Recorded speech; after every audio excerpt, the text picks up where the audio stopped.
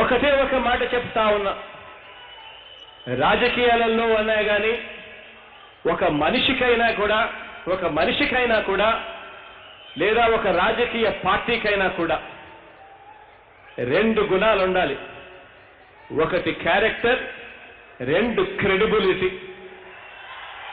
ఈ రెండే మనిషినైనా నడిపిస్తుంది, నాయకుడినైనా నడిపిస్తాయి, పార్టీనైనా నడిపిస్తేటివి రెండు గుణాలే అని చెప్పి ఈ సందర్భంగా సగర్వంగా తెలియజేస్తా ఉన్నాను.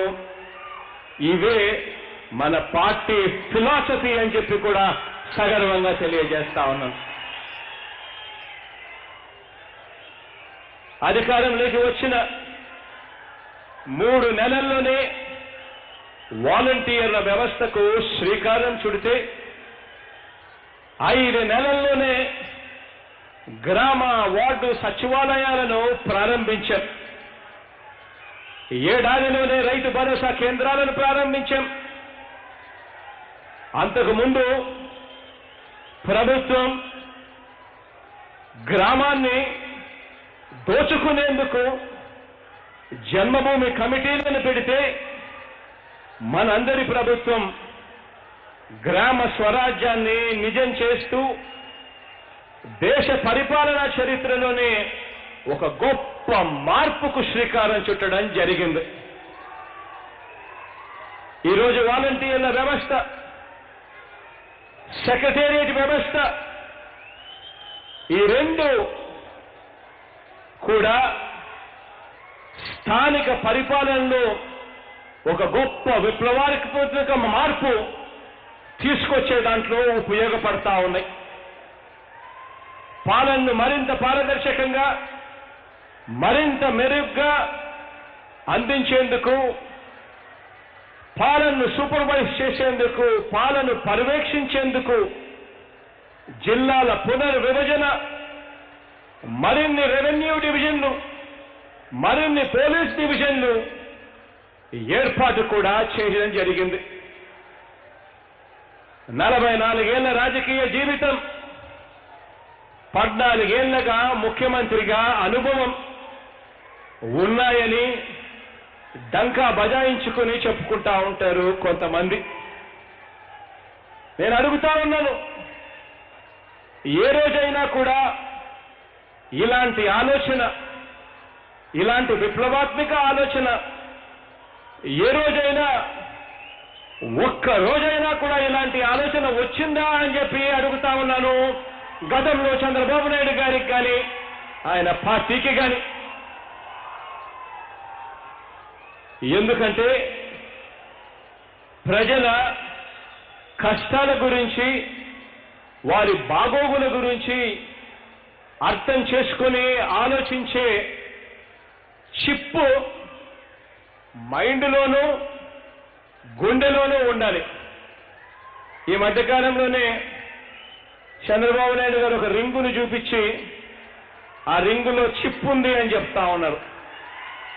చంద్రబాబు మాదిరిగా వేలు ఉంగరంలోనో, లేదో మోకాలులోనో, లేదో అరికాల్లోనో ఆ చిప్పు ఉంటే లాభం ఉండదు.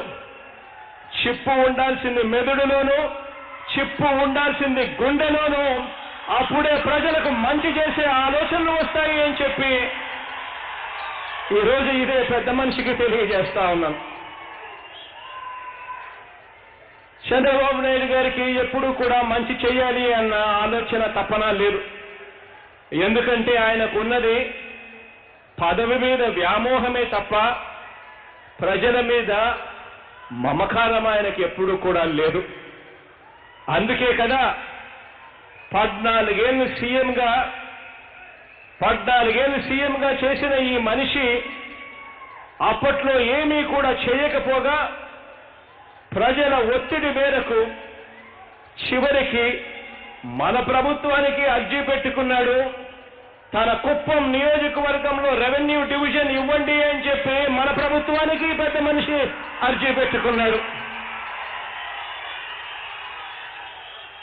ఆ రెవెన్యూ డివిజన్ కూడా చివరికి కుప్పంలో ఇచ్చింది మీ జగనన్న ప్రభుత్వమే, మన ప్రభుత్వమే.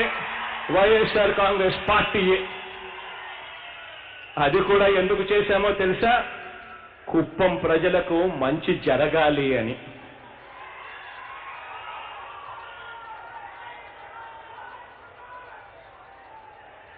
ఒక్కసారి ఆలోచన చేయమని అడుగుతా ఉన్నా. ఎందుకు ఈ పరిస్థితి వచ్చింది? ఆ పార్టీకి మన పార్టీకి తేడా ఏమిటి? వారికి రాజకీయం అంటే ప్రజలతో వ్యాపారం చేయడమే. రాజకీయం వారి దృష్టిలో రాజకీయం అనంటే ప్రజలకు మంచి చేయడం కాదు, ప్రజల దగ్గర నుంచి ఎలా దోచుకోవాలి, ఆ దోచుకున్న సొమ్మును ఎలా పంచుకోవాలి.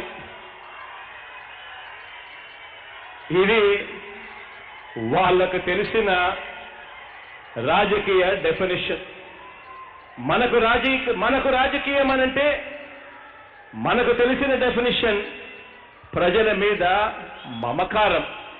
ఇది మనకు తెలిసిన రాజకీయ డెఫినిషన్.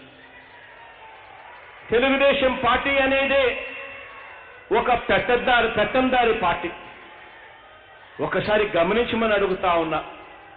అక్కడ పాలకుల తీరు, అక్కడ వాళ్ళతో పాటు కలిసి ఉన్న మనుషుల తీరు ఒక్కసారి ఆలోచన చేయమని అడుగుతా ఉన్నా.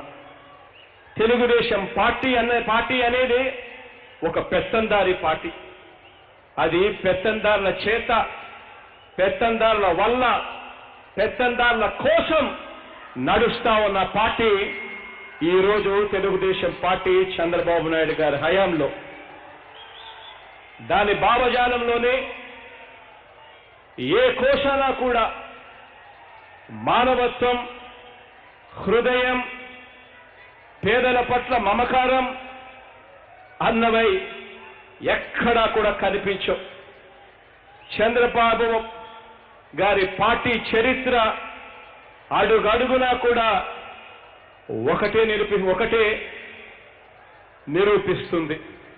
అదేమిటి అనంటే వెన్నుపోట్లు. అది తమ పార్టీ స్థాపకుడు ఎన్టీ రామారావునైనా సరే, లేక ఎన్నికలప్పుడు ఓట్ల కోసం ప్రజలను ఉపయోగించే ప్రజలనైనా సరే, ఆయన పార్టీ సిద్ధాంతం వెన్నుపోట్లే.